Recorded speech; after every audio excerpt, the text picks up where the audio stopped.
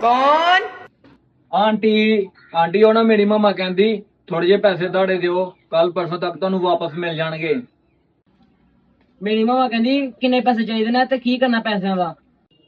ਪੈਸਿਆਂ ਦਾ ਕੀ ਕਰਦੇ ਨੇ? ਪੈਸਿਆਂ ਦਾ ਮੈਂ ਝਾੜ ਪਾਣਾ, ਜਿਹੜੇ ਬਚਣਗੇ ਨਾ ਉਹਨਾਂ ਦੇ ਆਪਣੇ ਵਾਸਤੇ ਨਾ ਪੈਂਪਰ ਲੈ ਕੇ ਆਣੇ ਆ। ਤੈਨੂੰ ਸ਼ਰਮ ਨਹੀਂ ਆਂਦੀ? ਤੂੰ ਏਡਾ ਵੱਡਾ ਹੋ ਗਿਆ ਹੈ ਵੀ ਪੈਂਪਰ ਲਾਣਾ। ਉਹ ਯਾਰ ਤੇਰਾ ਦਿਮਾਗ ਕਿੱਥੇ ਹੈ? ਤੇਰਾ ਦਿਮਾਗ ਗਿੱਟਿਆਂ 'ਚ ਹੈ? ਪੈਸੇ ਘਰਦਿਆਂ ਨੇ ਮੰਗੇ ਨੇ, ਉਹਨਾਂ ਨੇ ਇਸਤੇਮਾਲ ਕਰਨੇ, ਉਹਨਾਂ ਨੂੰ ਜ਼ਰੂਰਤ ਹੈ, ਉਹਨਾਂ ਨੇ ਮੈਨੂੰ ਕਿਹਾ ਕਿ ਤੂੰ ਲੈ ਕੇ ਆ, ਮੈਂ ਲੈਣ ਆ ਗਿਆ। ਤੁਸੀਂ ਚੁੱਪ ਕਰਕੇ ਮੈਨੂੰ ਪੈਸੇ ਦੇ ਦਿਓ, ਮੈਂ ਜਾਵਾਂ। ਅੱਗੇ ਗਰਮੀ ਨੇ ਬੜਾ ਦਿਮਾਗ ਖਰਾਬ ਕੀਤਾ ਦਾ।